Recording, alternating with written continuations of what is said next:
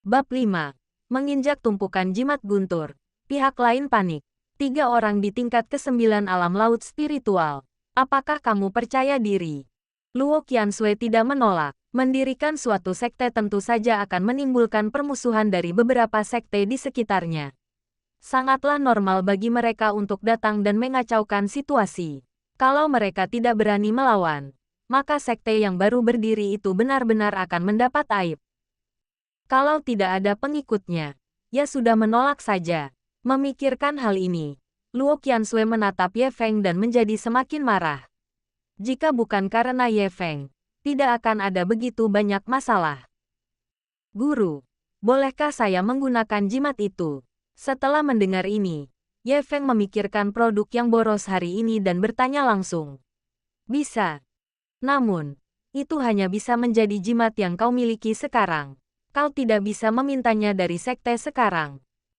Sebelum Luo Qiansui bisa mengatakan apapun, lelaki tua berjubah hitam di seberangnya menjawabnya dengan acuh tak acuh. Setelah mendengar perkataan lelaki tua berjubah hitam itu, Ye Feng mulai mengeluarkan segenggam jimat guntur surgawi dari sistem. Dalam waktu kurang dari 1 menit, jimat guntur surgawi di depannya telah menumpuk setinggi 1 meter, dengan jumlah setidaknya ratusan. Kelas 1, tingkat 9. Setiap jimat petir surgawi memancarkan fluktuasi aura tingkat pertama tingkat ke-9. Itu berarti setiap jimat dapat melepaskan serangan kekuatan penuh tingkat ke-9 alam laut spiritual. Jimat petir surgawi, ledakan untukku. Pada saat ini, Ye Feng meraih segenggam jimat dan melemparkannya ke udara. Ledakan, ledakan, ledakan. Puluhan petir setebal lengan jatuh dari langit, menciptakan lubang yang dalam di tanah di dekatnya. Meledak, meledak, meledak, sangat menyenangkan. Ye Feng kecanduan permainan saat ini. Dia melemparkan jimat guntur ke langit satu demi satu. Dengan suara dentuman keras itu, ia kembali merasakan sensasi menyalakan petasan di masa kecilnya. Namun, Ye Feng bersenang-senang. Luo Qiansui di samping. Lelaki tua berjubah hitam tidak jauh. Dan ketiga murid di sekitarnya semuanya tercengang. Itu adalah jimat guntur surgawi tingkat pertama, tingkat 9. Satu jimat bernilai sedikitnya 1000 batu roh tingkat rendah. Jika seorang kultivator pada level yang sama, bahkan satu pun akan disimpan sebagai kartu truf. Apakah Anda hanya melemparkannya ke sini untuk bersenang-senang? Saat dia asyik dengan teknik ini, Ye Feng sudah menghabiskan 3 atau 400 jimat guntur surgawi yang telah dikeluarkannya. Kemudian, di bawah tatapan semua orang yang tercengang, Ye Feng mengeluarkan ratusan jimat guntur surgawi dari suatu tempat.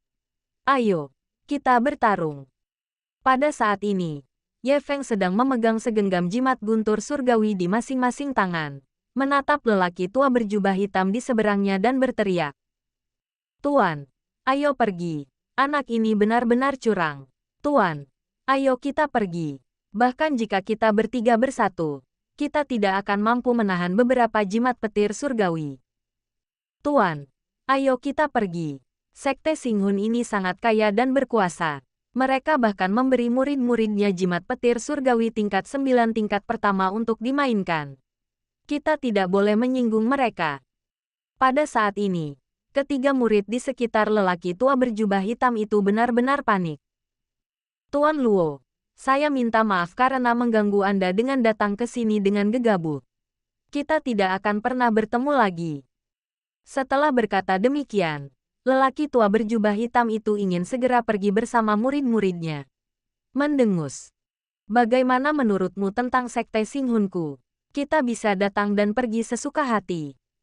Luo Qiansui mendengus dingin, dan aura tekanan yang mengerikan meledak, langsung menekan beberapa orang yang ingin pergi. Alam spiritual, kamu ternyata adalah orang kuat di alam Yuanshen. Merasakan tekanan aura yang mengerikan ini, lelaki tua berjubah hitam itu berseru dengan ekspresi berubah, menatap Luo Qiansui dengan mata penuh ketidakpercayaan. Anda harus tahu bahwa dia telah berlatih selama 100 tahun, dan kekuatannya hanya pada tingkat ke-8 dari alam pendirian fondasi. Dia hanya pernah merasakan tekanan mengerikan ini dari monster besar sebelumnya, dan kekuatannya sebagai pemimpin Sekte Bulan Purnama hanya berada di puncak tingkat ke-9 alam penyimpanan ilahi. Tidaklah berlebihan jika dikatakan bahwa lawannya saja sudah cukup untuk memusnahkan seluruh Sekte Yuanyu. Memikirkan hal ini, lelaki tua berjubah hitam itu tampak ketakutan. Dia tidak pernah menduga bahwa kali ini dia akan menemui jalan buntu. Aku akan membiarkan kalian pergi jika kalian masing-masing kehilangan satu lengan. Luo Qianxue menatap pria tua berjubah hitam itu dengan ekspresi dingin dan berbicara langsung dengan suara dingin. Peng, peng, peng. Begitu Luo Qianxue selesai berbicara, lelaki tua berjubah hitam itu tidak ragu sama sekali. Dia menggunakan 3 telapak tangan untuk melumpuhkan lengan kiri ketiga muridnya.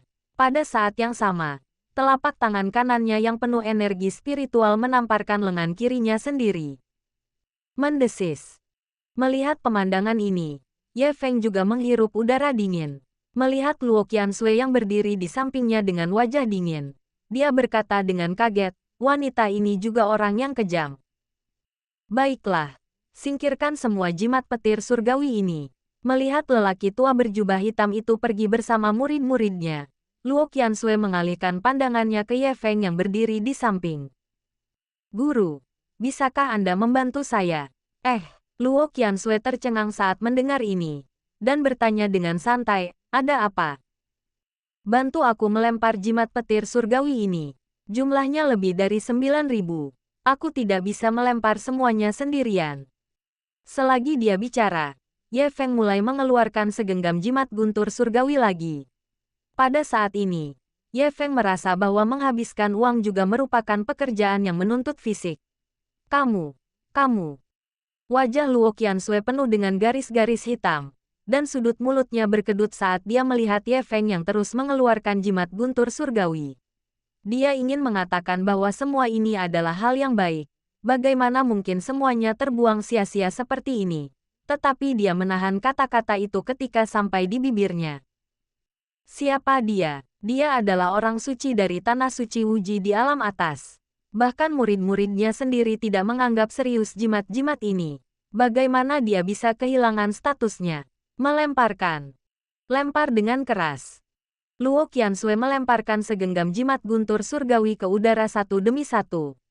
Pada saat yang sama, dia menatap Ye Feng yang masih mengeluarkan jimat dan berpikir, mari kita lihat berapa banyak lagi yang bisa kamu keluarkan. Ledakan, ledakan, ledakan. Saat guntur menggelegar ke tanah dengan suara keras, si tua Bai yang sudah kembali ke kediamannya untuk beristirahat, menyadari ada yang tidak beres dan berjalan kembali dengan kebingungan. Kamu, apa yang kamu lakukan? Saat Bai tua kembali, dia melihat Ye Feng dan Luo Qianxue duduk di atas tumpukan jimat, melemparkan jimat guntur yang ada di bawah mereka ke langit satu demi satu. Dia begitu marah hingga jenggotnya berdiri. Jimat guntur surgawi tingkat 9. Masing-masing bernilai 1000 batu roh tingkat rendah. Melihat kedua lelaki itu masih memiliki setidaknya beberapa ribu dari mereka, dan melihat tanah yang compang camping di samping mereka, Bai tua merasa tertekan. Sekalipun sekte Xingji kaya, mereka tidak akan berani menghabiskan uang seperti ini. 10.000 di antaranya, itu berarti 1000 batu roh kualitas terbaik. Sebagai sekte terkemuka, sekte Xingji dapat bertahan hidup tanpa batu-batu roh kelas atas ini. Tetapi ini hanyalah buang-buang uang dan tak ada artinya. Tuan Bai, ayolah, mari kita bermain bersama. Tuanku dan aku sudah lelah. Pada saat ini, Ye Feng melihat Penatua Bai keluar dari sekte dan bergegas menyambutnya. Dia ingin menghabiskan semua produk yang boros ini sesegera mungkin untuk melihat berapa banyak poin boros yang dapat diberikan sistem kepadanya. Omong kosong. Ini hanya omong kosong. Nona, bagaimana mungkin Anda mengikutinya dan membuat masalah? Ini semua adalah batu spiritual. Ketika Bai tua datang dan hendak melanjutkan menguliahi mereka berdua, dia melihat Ye Feng tiba-tiba menyerahkan sebuah cincin luar angkasa kepadanya. Bai tua, kamu sudah tua sekarang. Bagaimanapun juga, ini adalah pekerjaan fisik. 100.000 batu roh berkualitas tinggi ini dapat dianggap sebagai pembelian suplemen. Ye Feng menatap Bai Lao dan berkata dengan serius. Satu orang bisa bertahan melawan 10.000 orang. Dan saya belum tua. Kalian semua, minggirlah. Berikan saja jimat yang tersisa kepadaku. Dahi, Ye Feng dan Luo Qianshui, yang telah mundur ke belakang, tertegun sejenak saat mereka menyaksikan Bai Tua melemparkan jimat dengan sekuat tenaganya. Ding, selamat kepada tuan rumah karena berhasil menghabiskan uang, dan saya akan menghadiahi Anda 100 poin pengeluaran. Saat Ye Feng mendengar perintah sistem, dia awalnya tertegun. Namun kemudian dia seperti telah menemukan dunia baru. Dia benar-benar tidak ingin menyia-nyiakan uang. Jadi dia berpikir untuk menghabiskan beberapa batu roh untuk meminta bantuan Bai Tua. Tampaknya akan lebih mudah untuk menghambur-hamburkan uang dengan cara ini.